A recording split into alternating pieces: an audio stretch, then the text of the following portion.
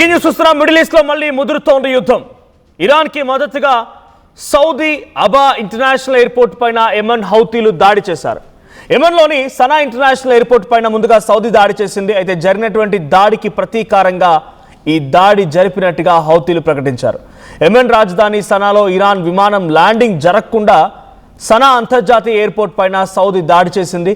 మళ్ళీ వరుస దాడులతో గల్ఫ్లో ఉద్రిక్తతలు మరింతగా రేకెత్తిస్తున్నాయి.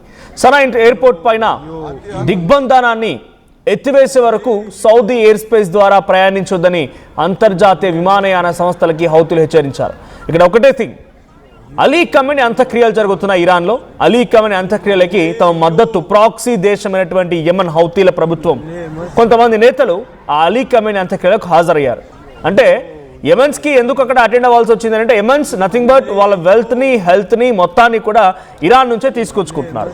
వాళ్ళకి కావాల్సిన ఫైనాన్షియల్ ఆస్పెక్ట్స్ కానీ మిసైల్స్ కానీ వార్ వెపన్స్ కానీ అన్నీ కూడా ఇరానే ఒక రకంగా హౌతీలని సాకుతోంది, వాళ్ళని సారుతోంది ఇరానే. సో ఇప్పుడు ఆ దేశాధినేత అలీ ఖమేనీ చనిపోయిన తర్వాత అంత్యక్రియలకి అటెండ్ అవ్వకపోతే బాగుంటుంది కదా, సో అందుకే అటెండ్ అవ్వడానికి వెళ్ళిపోయారు. అటెండ్ అయ్యి తిరిగి మళ్ళీ యెమెన్కి వస్తూ ఉన్నారు. యెమెన్ రాజధాని సనా.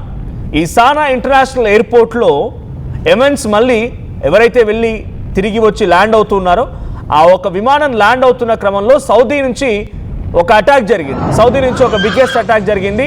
ఆ అటాక్ కారణంగా అక్కడ ల్యాండ్ అవ్వాల్సినటువంటి ఆ విమానం కాస్త ఇంకొక ఎయిర్పోర్ట్ దారి మళ్లించబడింది. అదే హుడియా ఎయిర్పోర్ట్.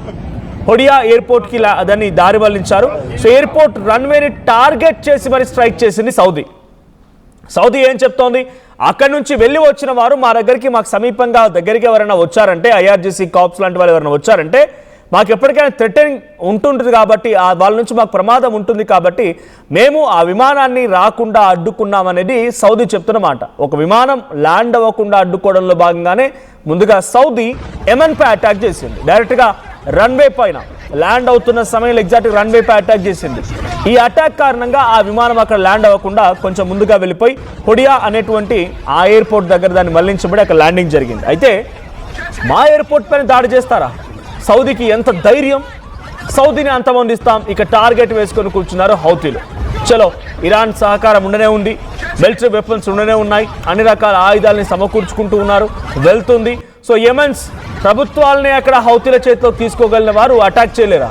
సో హౌతీలు అటాక్ మొదలు పెట్టారు. హౌతీలు అటాక్ చేస్తూ సౌదీ అరేబియాలోని కొన్ని కీలకమైనటువంటి ప్రాంతాలపైన Abha international airport southern part of Saudi అరేబియాలోని దక్షిణ ప్రాంతంలో ఉంటుంది. సో హౌతీస్ తమ military spokesperson Yahya Saree ద్వారా బాలిస్టిక్ మిసైల్ని అబా ఇంటర్నేషనల్ ఎయిర్పోర్ట్ వైపుగా ప్రయోగించారు. అబా ఇంటర్నేషనల్ ఎయిర్పోర్ట్ పైన అటాక్ జరిగింది.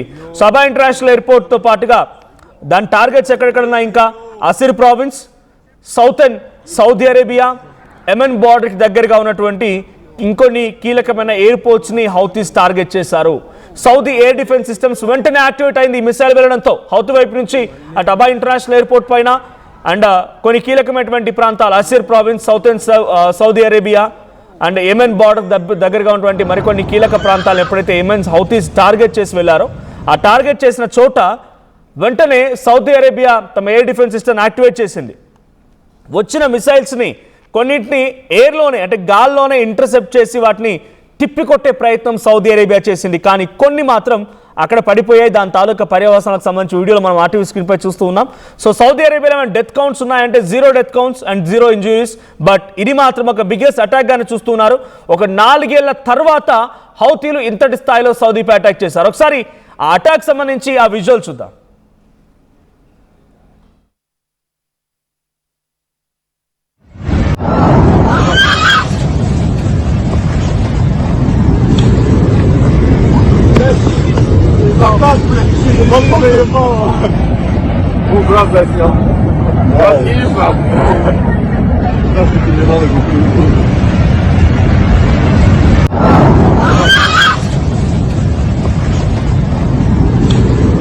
రైట్, విజువల్స్ మనం చూడొచ్చు. ఇది సౌదీలోని ఎయిర్పోర్ట్ అబా ఇంటర్నేషనల్ ఎయిర్పోర్ట్ ఇది. సో అబా ఇంటర్నేషనల్ ఎయిర్పోర్ట్లో మనం విజువల్ చూస్తూ ఉంటే అక్కడ ఎప్పుడైతే అటాక్ జరిగిందో అటాక్ తర్వాత పర్యావసనాలు ఎలా ఉన్నాయి, అక్కడ ఎటువంటి ఆందోళనకరమైన వాతావరణం ఉందో విజువల్లో చూడొచ్చు. ఒకసారిగా ఆ ఎయిర్పోర్ట్ మొత్తం కూడా ఆ మిసైల్ పడడంతో దాని తాలూకా బ్లాస్ట్ కారణంగా దట్టమైన పొగలు ఆ ఎయిర్పోర్ట్ మొత్తం కమ్ముకు ఉన్నాయి. ఇక విజువల్స్ మనం లోపల నుంచి చూస్తున్నాం. లోపల ఇంటీరియర్గా ఎయిర్పోర్ట్ లోపల సో అక్కడ విజువల్ చూస్తుంటే అర్థమవుతోంది ఏ స్థాయిలో అటాక్ జరిగిందనేది. వారంతా శ్వాస తీసుకోలేక అరుపులు కేకలతో ముక్కున సంథింగ్ క్లాత్ లాంటిది పెట్టుకొని ఆ గాలి తీసుకున్నా కూడా ప్రాణాలు పోతాయన్న భయంతో వారంతా పరుగులు తీస్తున్నారు. ఇంకోవైపు రన్వే పైన జరిగినటువంటి అటాక్ మనం చూడొచ్చు. సో రన్వే పైన ఏదైతే అటాక్ జరిగిందో సనా ఇంటర్నేషనల్ ఎయిర్పోర్ట్లో, సో రన్వే అటాక్ మనం చూస్తున్నాం. ద సేమ్ టైం సౌదీ అరేబియాకి సంబంధించిన ఇంటర్నేషనల్ ఎయిర్పోర్ట్ విజువల్స్ కూడా మనం చూసాం, అబ్బా ఎయిర్పోర్ట్. సో ఈ రెండు ప్రాంతాలు, అటు సౌదీలో ఒకవైపు అబ్బా ఎయిర్పోర్ట్, ఇటువైపు సానా ఇంటర్నేషనల్ ఎయిర్పోర్ట్, రెండు కూడా ఇప్పుడు ఒకరిపై ఒకరు అటాక్ కారణంగా ధ్వంసమైపోయాయి.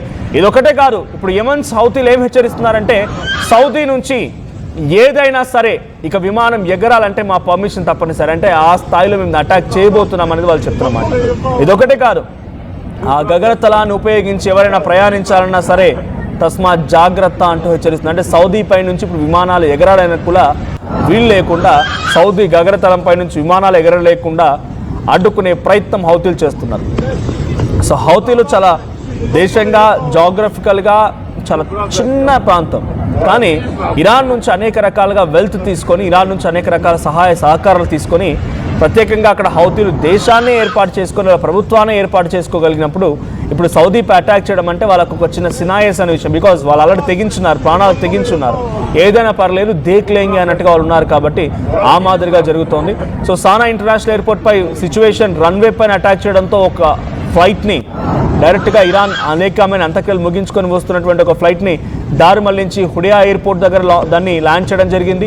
ఇప్పుడు దానికి ప్రతీకార దాడిలో భాగంగా హౌతీలు కూడా సౌదీపై అటాక్ చేసి సౌదీలో ఉన్నటువంటి అబా ఎయిర్పోర్ట్పై అటాక్ చేయడంతో అది కూడా పూర్తిగా ధ్వంసమైపోయింది. ఇక సౌదీ నుంచి ఏ ఒక్క విమానం ఎగరాలన్నా కూడా హౌతీల హెచ్చరికతో కొంత భయాందోళన గురి చేస్తోంది. ప్రాణాలు అరచేతిలో పెట్టుకోవాల్సిందే. దాదాపుగా విమానాలు ఎగరనివ్వకుండానే సౌదీ తమని తాము కంట్రోల్ చేసుకుంటారు. బికాస్ హౌతీల హెచ్చరిక ఏ క్షణమైన ఎటువైపు నుంచైనా ఓ దాడి జరిగితే అది ఇబ్బందికర పరిస్థితి అన్నట్టుగానే సౌదీ భావిస్తోంది. సో సౌదీ గగనతలాన్ని ఉపయోగించడానికి లేదు, సౌదీ నుంచే విమానం ఎగరడానికి కూడా వీల్లేదు. ఇప్పుడు హౌతీ సౌదీ అరేబియా మధ్య యుద్ధం వాళ్ళ వ్యక్తిగత యుద్ధం కాదు, ఇది కేవలం ఇరాన్ అమెరికా ఇజ్రాయెల్ మధ్య యుద్ధంలో జరుగుతున్నటువంటి ఒక భాగంగానే చూడాలి.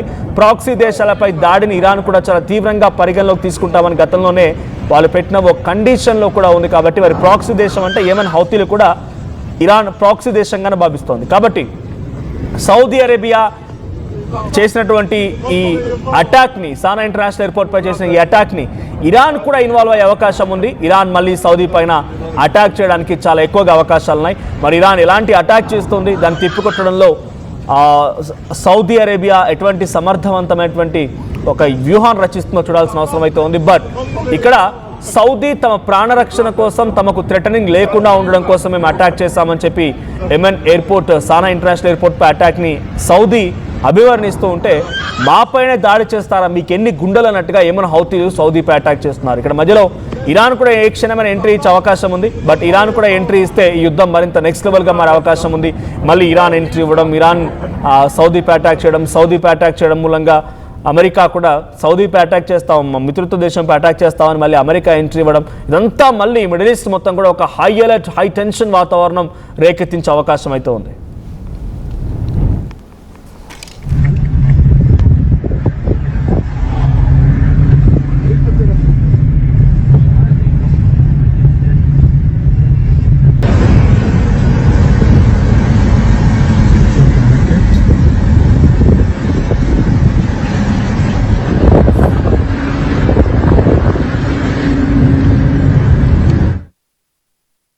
టోర్నమెంట్ కి ముందు పెయింట్ ఎలా చేస్తాం? Techno Paints. I'm Rishabh, a digital marketing strategist and a football player. I refuse to be one. At Anurag University, be everyone you dream to be. Bringing the industry expertise to the classroom.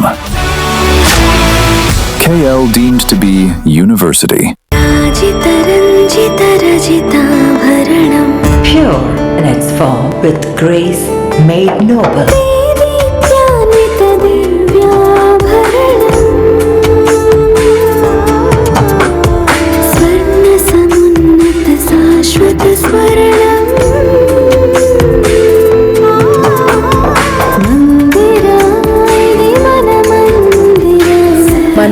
premium silver jewelry by Manipali.